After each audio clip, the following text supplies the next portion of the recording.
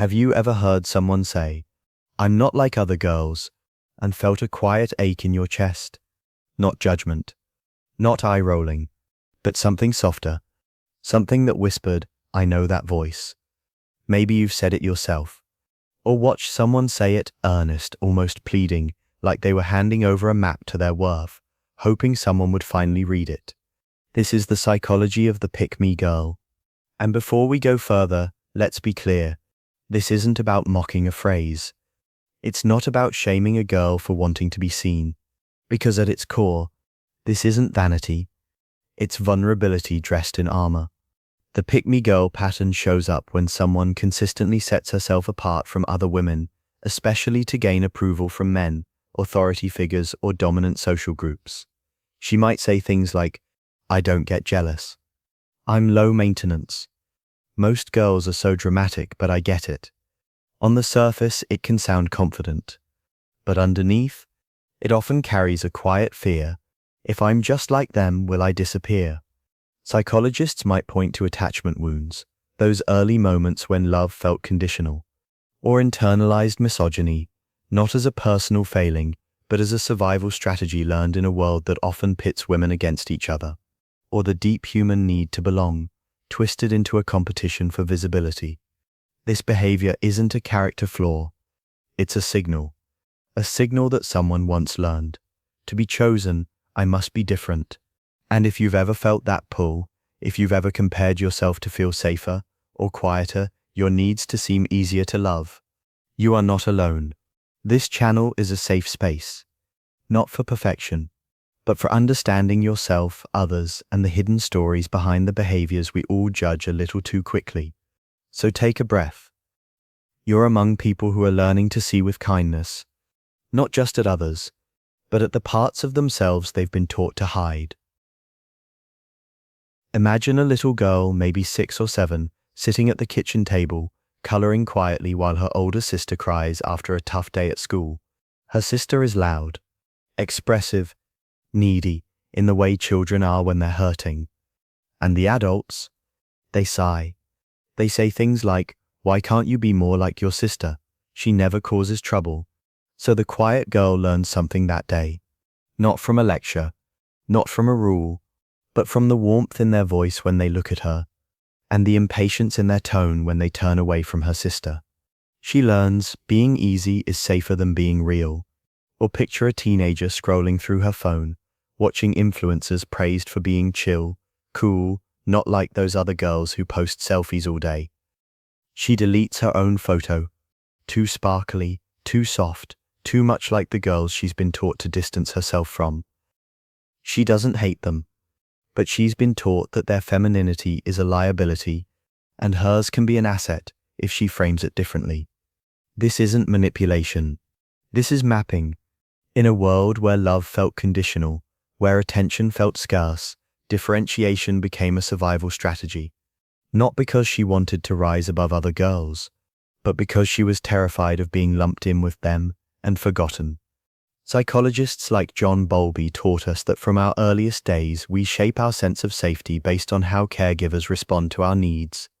If your emotions were met with dismissal, if your vulnerability was seen as weakness, if your worth seemed to depend on how undemanding you could be, your nervous system learned a quiet equation. To be loved, I must not be like the ones who were too much. And let's be clear, this isn't about blaming parents or caregivers. Many of them were doing their best inside systems that taught them the same lesson, that women must be palatable, predictable, and above all, non-threatening. This is intergenerational survival logic. It's the echo of a culture that rewards women for being the exception, the one who doesn't act like a girl, the one who gets men, the one who never complains. So when a young woman says, "I'm not like other girls," she's not just making a statement. She's repeating a script written long before she had the words to question it. And that script once served her. It got her attention. It gave her a sense of control in a world that made her feel powerless. But here's the quiet tragedy. What once kept her safe, now keeps her lonely. Because true belonging doesn't come from standing apart. It comes from standing together, messy, imperfect, and unapologetically human. And healing begins not by shaming the strategy, but by honoring the child who needed it. Fast forward to adulthood, and that little girl is now a woman, navigating workplaces, relationships, and social media feeds. The script hasn't been rewritten. It's just been repackaged. At the office, she might say, "I'm the only woman on the team who actually meets deadlines." Not to boast, but to reassure. To prove she's not one of those emotional, unreliable women she was taught to fear becoming. In a group chat, she jokes, "Oh, I could never be that clingy. I give my partner space." But what she's really saying beneath the laugh, "Please don't see me as needy. Please still want me around." Online, her captions read, "Real women build empires, not eyeliner." As if ambition and femininity can't coexist. As if honoring softness in others threatens her own strength. And here's the painful gap between intent and impact. She feels like she's protecting herself, but others feel judged, excluded, reduced to a caricature she's using to define herself against. She doesn't mean to hurt anyone, but when your identity depends on not being like them, you unintentionally turn other women into foils in your story of worthiness. And the cost? It's heavier than it looks. There's the exhaustion of constant performance, always monitoring your tone, your appearance, your desires to stay the good one. There's the isolation that grows when you can't truly connect, because deep down you're comparing, not relating. And there's the quiet grief of realizing, even when I'm chosen, I'm only loved for the parts I let show. What looks like confidence posting "I don't need validation," while carefully curating every image, is often a shield against the terror of being ordinary, replaceable, unremarkable. And what looks like superiority, rolling your eyes at basic girls who love pink, romance, or vulnerability, might actually be unprocessed shame. Shame for the parts of herself she was taught to bury. Because here's a truth we rarely name. When you reject other girls, you're often rejecting the parts of yourself you were told were unacceptable. The emotional one, the soft one, the one who dares to want too much, or too openly. So the pick-me stance isn't really about other women at all. It's about a deep, aching fear. If I'm just like them, will I still matter? And until that fear is met with compassion, not criticism, it will keep replaying, in subtler and subtler ways. Long after the phrase, "I'm not like other girls," has fallen out of fashion. But awareness is the first step back to wholeness. Not by erasing the strategy, but by asking gently, what did I need to believe to survive? And what do I need to believe now to truly live? Now let's widen the lens, because this pattern doesn't happen in a vacuum. It's reflected, amplified, and even rewarded by the world around us. Think about the stories we've been fed since childhood. The cool girl in movies who hates makeup but wakes up glowing. The manic pixie dream girl who exists only to inspire a man's journey, never her own. The heroine who's praised for being strong, precisely because she rejects anything too girly. These aren't just tropes. They're templates. And they teach us femininity is only acceptable when it's convenient for others.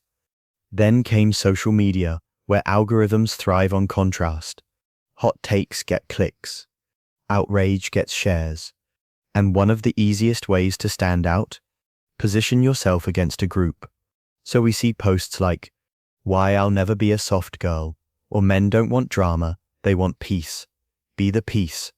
Never mind that drama often just means expressing needs, or that peace can mean silencing yourself to keep others comfortable. But here's what the algorithm doesn't tell you. Every time we frame womanhood as a spectrum, with good on one end and bad on the other, we reinforce the very system that keeps women divided. Workplaces do it too. Ever notice how the woman who speaks up is aggressive, while the one who stays quiet is professional? Or how teams celebrate the one woman who's like one of the guys, as if that's the highest compliment. In that environment, becoming the pick-me girl isn't just tempting, it's incentivized. And dating culture? It often rewards performance over authenticity. Men, and not just men, anyone in a position of social power, are subtly taught to prefer women who don't cause trouble. So women learn, if I'm low maintenance, I'm lovable. If I don't ask for too much, I'll be kept. But let's be clear, there's a world of difference between authentic individuality and compulsive differentiation. Authentic individuality says, I love vintage dresses and quantum physics, and so do plenty of other women. We're all different, and that's beautiful. Compulsive differentiation says, I'm the only one who's truly unique. The rest are just following trends.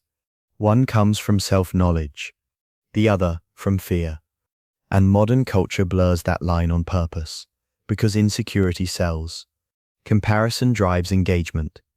Division keeps us consuming products, content, validation, instead of connecting. But here's the quiet rebellion. You can want to be seen without making someone else invisible.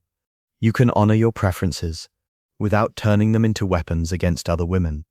Because true belonging doesn't require you to be the exception. It invites you to be part of the whole, flawed, feeling and fiercely human. And that's not just healing for you. It's healing for all of us. So what now? If you recognize this pattern in yourself, don't flinch. Don't rush to fix it. Just meet it with curiosity. Because healing doesn't begin with shame. It begins with a gentle question. What was I trying to protect? Maybe it was your heart. Maybe it was your place in a family, a friendship, a workplace. Maybe it was your sense of safety in a world that made softness feel dangerous. Try this.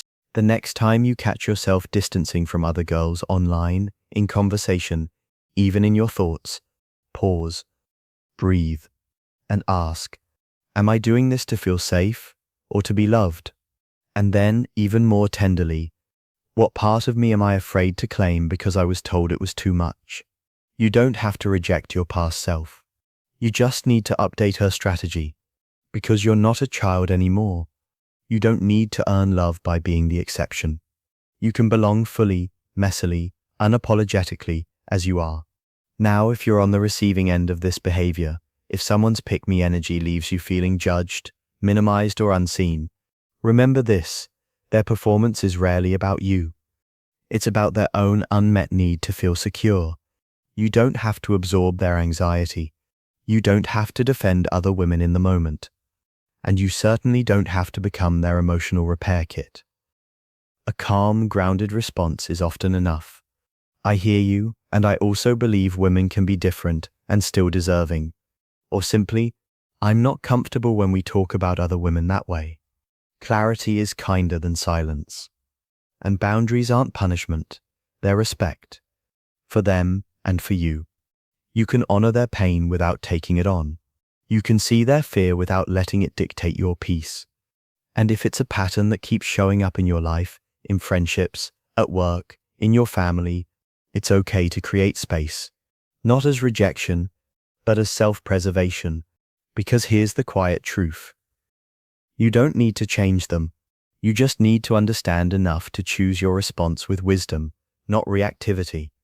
And whether this is your story or someone else's, the goal isn't perfection, it's presence. Presence with your own longing to belong. Presence with the parts of yourself you've been taught to hide. Presence with other women, not as rivals but as companions on the same messy, beautiful journey. Because when we stop competing for crumbs of validation, we start building tables where everyone has a seat. And that's where real belonging begins.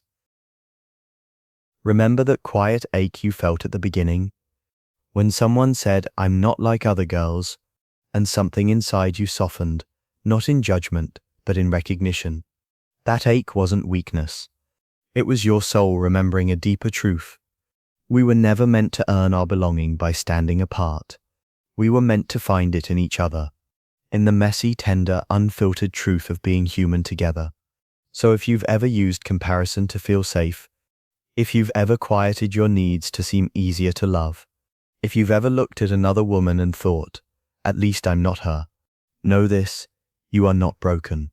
You are adapting, and now you get to choose a new way, not by becoming perfect, but by becoming present.